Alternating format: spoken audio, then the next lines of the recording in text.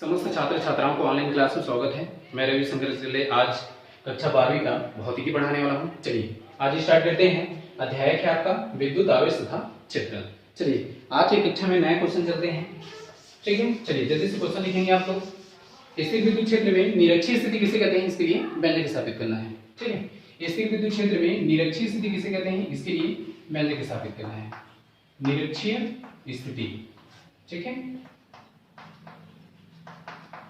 चलिए जल्दी से लिख लेंगे आप लोग। स्थिर विद्युत क्षेत्र में निरक्षीय स्थिति किसे कहते हैं, इसके लिए व्यंजक स्थापित करना है। ठीक है, चलिए ठीक है। देखिए निरक्षीय स्थिति क्या है, इसके लिए स्ट्रक्चर बनाते हैं तो आपको समझ में आ जाएगा। देखिए माना कि ए बी क्या है, पहले पॉइंट है, बिंदु है। इसके बाद क्या कर देते हैं, ए पर प्लस क्यू रख देते हैं और बी पर माइनस क्यू रख देते हैं। ठीक है, थ्योरी समझ जाते हैं, फिर निरक्षीय स्थिति क्या है समझ में आ जाएगा। ठीक है, तो माने कि ए बी क्या है, वैद्युत द्विध्रुव है। ए पर प्लस क्यू रखा गया है, बी पर माइनस क्यू रखा गया है। दोनों आवेशों के बीच की दूरी क्या है आपका 12 है। ठीक है, इस पर कोई मूल बिंदु क्या ले लेते हैं, वो लेते हैं ओ से आर दूरी पर। ठीक है, ओ से आर दूरी पर क्या है, एक बिंदु पी है जिस पर विद्युत क्षेत्र की तीव्रता ज्ञात करनी है। चलिए क्लियर है सबका।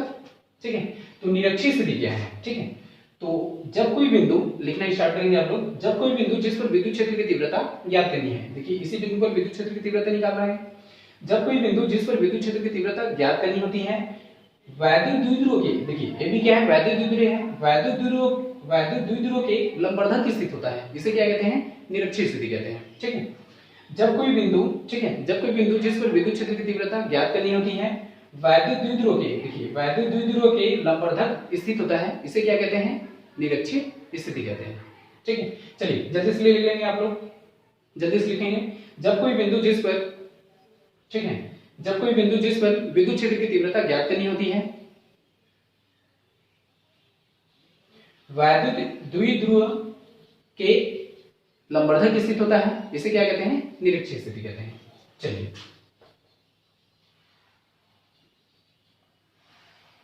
चलिए इस प्रकार से इस चीज मैं मिला लिया।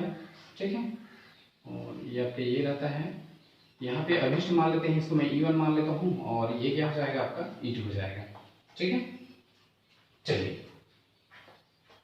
ठीक है, यहाँ पर बनने वाला कोण क्या होता है, थीटा होता है। यहाँ पर भी बनने वाला कोण थीटा होता है, यहाँ पर बनने वाला कोण थीटा, यहाँ पर भी बनने वाला कोण थीटा। ये डिस्टेंस क्या है आपका R है।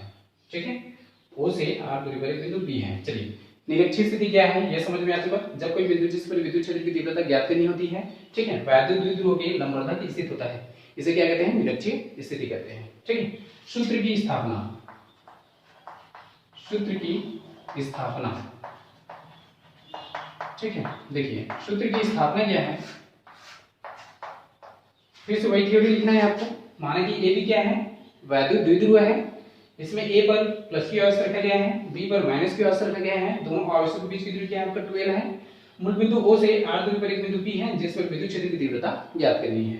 ठीक है, A पर विद्युत क्षेत्र की तीव्रता E1 निकलेगा और B पर विद्युत क्षेत्र की तीव्रता E2 निकलेगा। देख लीजिए दोनों पर बनने वाला कोण क्या है, थीटा है। चलिए एक बार फिर से थ्योरी क्लियर कर देता हूं मैं।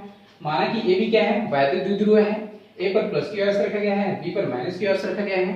दोनों आवेशों के बीच की दूरी क्या है आपका 12 है। इस पर कोई मूल बिंदु O लेते हैं। ठीक है, O से R दूरी पर एक बिंदु P है जिस पर विद्युत क्षेत्र की तीव्रता ज्ञात करनी है। ठीक है, तो कल की जैसे फिर करेंगे हम लोग। ठीक है, A पर प्लस क्यू के कारण P बिंदु पर विद्युत क्षेत्र की तीव्रता आपका E1 निकलेगा। ठीक है, तो यहाँ फिर से लिख दीजिए आप लोग A पर, ठीक है, A पर प्लस क्यू आवेश के कारण, A पर प्लस क्यू आवेश के कारण, ठीक है, A पर प्लस क्यू आवेश के कारण P बिंदु पर, ठीक है, P बिंदु पर विद्युत क्षेत्र की तीव्रता। ठीक है, विद्युत क्षेत्र की क्या तीव्रता, विद्युत क्षेत्र की तीव्रता। ठीक है, विद्युत क्षेत्र की तीव्रता फर्स्ट E1 हो जाएगा और विद्युत क्षेत्र की तीव्रता का सूत्र क्या है आप जानते हैं, 1/4 पाई स्पान 0 होता है इनटू Q अपान, देख लीजिए A पर प्लस Q के कारण P बिंदु पर डिस्टेंस क्या है आपका AP, तो हो जाएगा आपका AP स्क्वायर। इसको मान लीजिए समीकरण फर्स्ट। इसमें इक्वेशन मानने की जरूरत नहीं, मत मानिएगा। ठीक है, इक्वेशन नहीं मानते हैं। A पर प्लस Q के कारण P बिंदु पर विद्युत क्षेत्र की तीव्रता E1 1/4 पाई स्पान 0 इनटू Q अपान AP स्क्वायर है। बीच का डिस्टेंस का वर्ग होता है, ध्यान देंगे आप लोग। चलिए ये चीज हो गया होगा। इसी प्रकार क्या है, बी पर माइनस क्यू के कारण पी बिंदु पर विद्युत क्षेत्र की तीव्रता आपका E2 निकलेगा। इसको कर देता हूं मैं बी पर, ठीक है, बी पर माइनस क्यू के कारण, ठीक है, पी बिंदु पर विद्युत क्षेत्र की तीव्रता ये हो जाएगा आपका E2 हो जाएगा।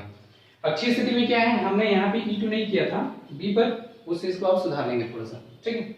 चलिए कितना हो जाएगा आपका 1/4π into Q upon A B square, ठीक है, ए बी स्क्वायर है आपका, तो उसको क्या करेंगे आप, बी पी स्क्वायर हो जाएगा, ठीक है, ये हो जाएगा बी पी स्क्वायर। ये देख लीजिए बी पर माइनस क्यू के कारण पी बिंदु पर ये हो जाएगा बी पी स्क्वायर, बीच का डिस्टेंस क्या है आपका बी पी हो गया। चलिए दोनों क्लियर हो चुका, आगे बढ़ते हैं थोड़ा सा। चलिए अब यहाँ पर थोड़ा सा समझना था, अच्छी स्थिति में क्या था, ठीक है, अच्छी स्थिति में क्या था, E1 E2 एक दूसरे के विपरीत दिशा में कार्य कर रहे थे। E1 उस दिशा में था और E2 क्या था, इस दिशा में था, ठीक है, एक दूसरे के विपरीत दिशा में कार्य करने के कारण अभिष्ट विद्युत क्षेत्र की तीव्रता E1 E2 था। अब इसमें क्या है, यहाँ पर E1 पर बनने वाला कोण थीटा है, E2 पर बनने वाला भी कोण थीटा है, मतलब दोनों ही क्या है, एक दूसरे के इक्वली है, ठीक है। तो यहाँ पर क्या है, E1 E2 एक दूसरे के समांतर होते हैं, अतः समांतर चतुर्भुज के नियम से अभिष्ट विद्युत क्षेत्र की तीव्रता यहाँ पर आपको लिखना पड़ेगा आपको, ठीक है, यहाँ पर E1, ठीक है, E1 बराबर है आपका E2, ठीक है, अतः समांतर चतुर्भुज के नियम से, ठीक है, समांतर चतुर्भुज, समांतर चतुर्भुज के नियम से क्या हो जाएगा, समांतर चतुर्भुज के नियम से अभिष्ट विद्युत क्षेत्र की तीव्रता, अभिष्ट, ठीक है, विद्युत क्षेत्र की तीव्रता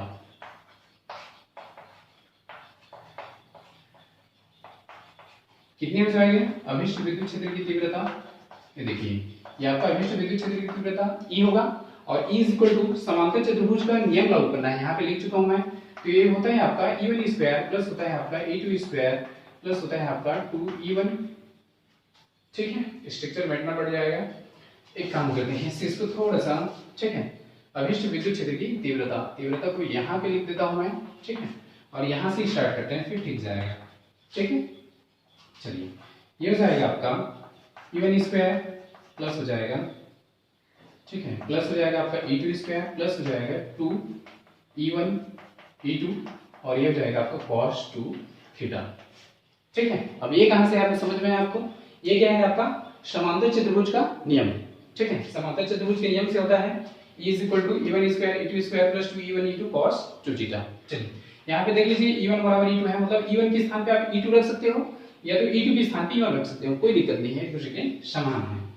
तो इस चीज को मैं ऐसे फोकस कर देता हूँ, पुटअप करते हैं हम लोग E1, ये हो जाएगा E1 स्क्वायर प्लस ये देखिए E1 स्क्वायर कर दिया, E2 = E1 रख रहा हूँ ना, ठीक है, प्लस आपका ये हो जाएगा 2E1 हो जाएगा, ये भी आपका E1 हो जाएगा और ये हो जाएगा आपका cos 2 थीटा। चलिए ये चीज क्लियर है सबका, ठीक है, ये इसके लिए माइनस है ना, उधर है, ठीक है, ये अलग है, ठीक है, स्ट्रक्चर की जरूरत पड़ेगा हम लोग को, ठीक है। चलिए ये देखिए ये कितना हो जाएगा आपका 2E1 स्क्वायर, देख लीजिए दोनों ऐड हो सकते हैं, ये हो जाएगा 2E1 स्क्वायर प्लस हो जाएगा आपका 2E1 स्क्वायर और ये हो जाएगा आपका cos 2 थीटा। चलिए यहाँ तक क्लियर हो गया होगा मेरे ख्याल से, एक लाइन और क्लियर कर देता हूँ मैं, यहाँ पे कितना हो जाएगा, मैं 2E1 स्क्वायर को बाहर निकाल देता हूँ, ठीक है, जब 2E1 स्क्वायर निकलेगा तो क्या बच जाएगा आपका, क्या बचेगा यहाँ पे 1, ठीक है, और प्लस क्या बचा cos 2 theta plus cos 2 theta, ठीक है। चलिए ऊपर वाले इसको क्लियर कर देते हैं, चित्र भी खत्म करते हैं, ठीक है, बना देंगे नया चित्र जरूरत पड़ेगा तो, ठीक है। चलिए ये हो जाएगा आपका, ठीक है, ये हो जाएगा आपका 2E1 स्क्वायर, ठीक है, 2E1 स्क्वायर 1 प्लस, ठीक है, 1 प्लस cos 2 थीटा है, ठीक है।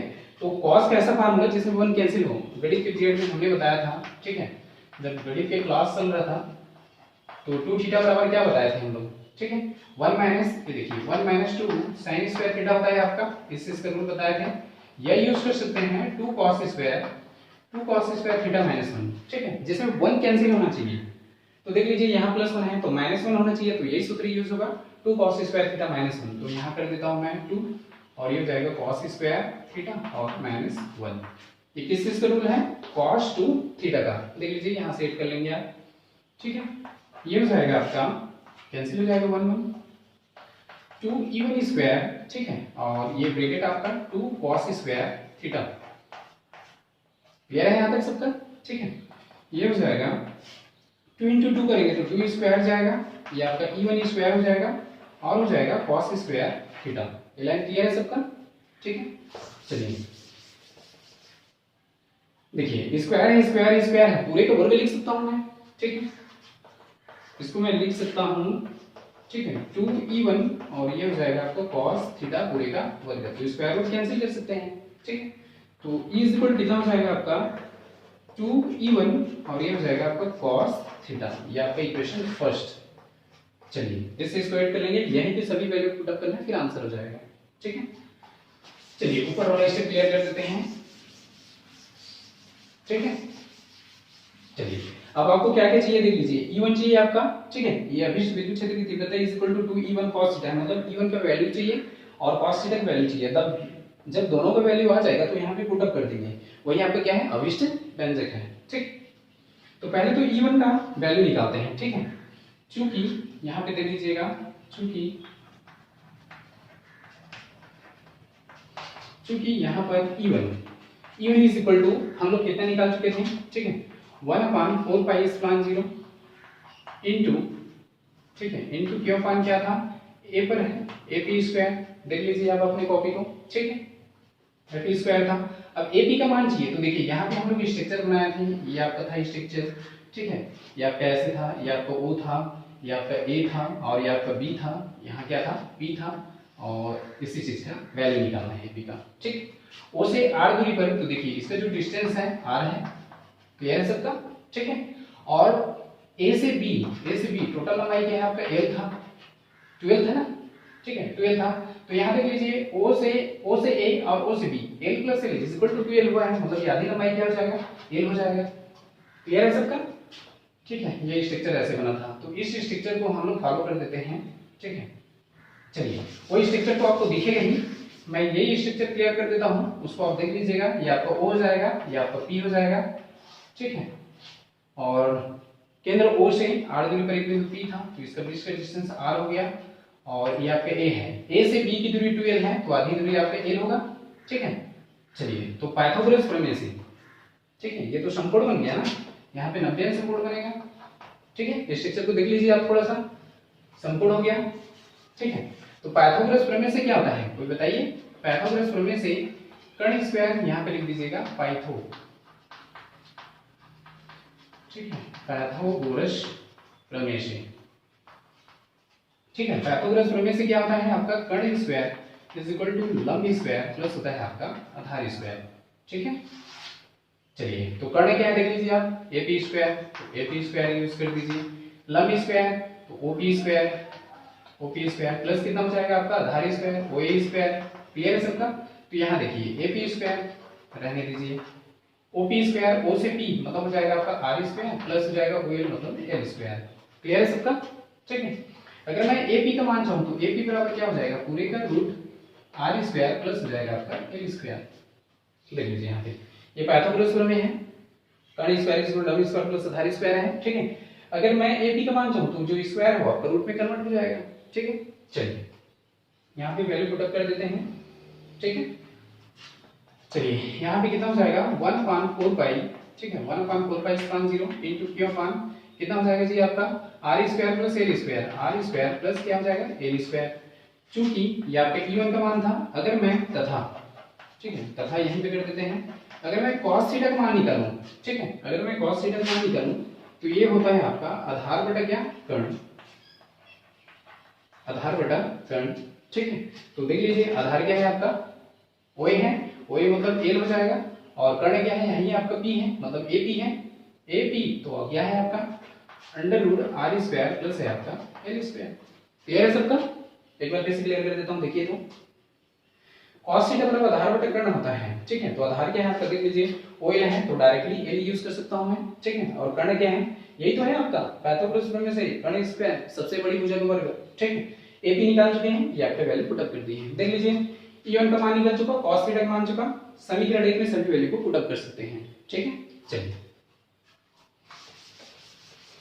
जल्दी जल्दी से ऐड करते जाएंगे। ठीक है, समीकरण 1 में देख लीजिए आपका समीकरण यही है। समीकरण 1 में यहां पे लिख दीजिएगा, चूंकि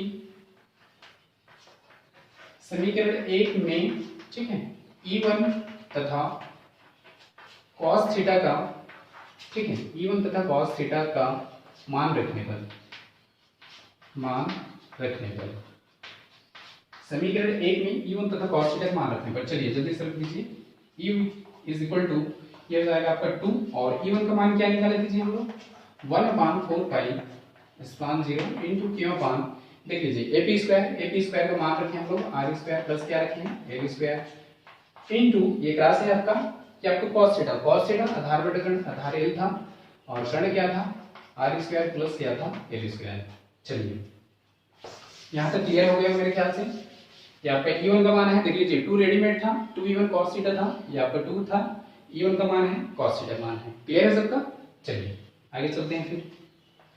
इज इक्वल टू ये देख लीजिए Q इंटू 2L है, इसको मैं क्या कर देता हूँ 1/4 पाई स्पान 0 इंटू Q इंटू 2L एक ब्रैकेट बना दिया मैं पूरे का मान ये हो जाएगा R स्क्वायर प्लस हो जाएगा L स्क्वायर पूरे पावर 1 और ये क्या है R square plus L square पूरे पावर 1/2 लिख सकते हैं।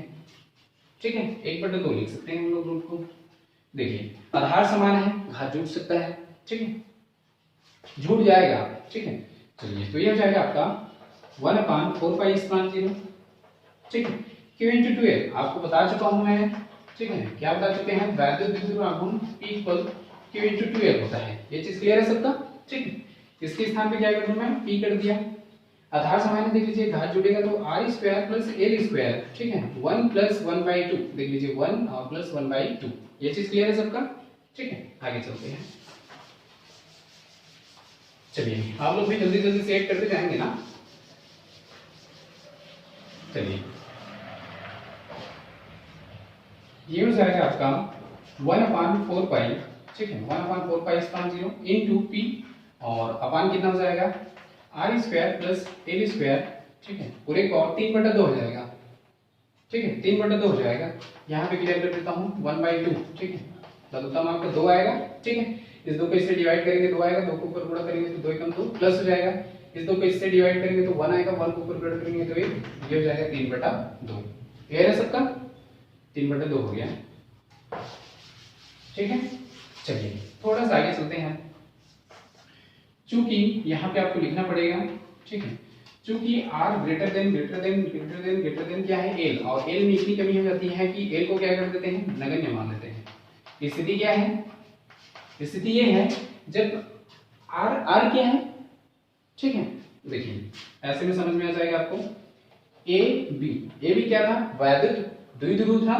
ठीक है, ये प्लस Q है माइनस Q है, दोनों आवेशों के बीच की दूरी क्या है आपका 2L है और यहाँ पे मूल बिंदु O से R दूरी पर।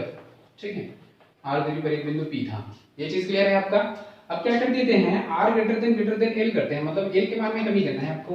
तो क्या है जब वैद्युत द्विध्रुव को छोटा ले लिया जाता है। ठीक है, जब वैद्युत द्विध्रुव को इतना बड़ा है तो 2L है, अब इसको छोटा कर देंगे तो ये कम होगा ना L के मान में। ठीक है, अब इतना कम कर देंगे कि L को नगण्य मान लेते हैं नहीं के बराबर, तो R के मान में क्या है ठीक है वृद्धि हो जाती है। ये चीज तो आगे जा सकता है ना, बट ये तो छोटा हो रहा है तो R के मान में वृद्धि हो जाती है और L के मान में क्या हो जाती है कमी हो जाती है जब वैद्युत द्विध्रुव को छोटा ले लिया जाता है। साफ साफ ठीक, अब साफ साफ लिख दीजिएगा यहाँ पे, जब वैद्युत द्विध्रुव को छोटा ले लिया जाता है तो क्या हो जाती है L के मान में। देखिए जब वैद्युत द्विध्रुव को छोटा ले लिया जाता है तो L के मान में कमी होती है और इतनी कमी होती है कि उसको नगण्य मान लेते हैं। ठीक है, चलिए तो E इक्वल कितना हो जाएगा आपका 1/4 पाई स्क्वायर 0।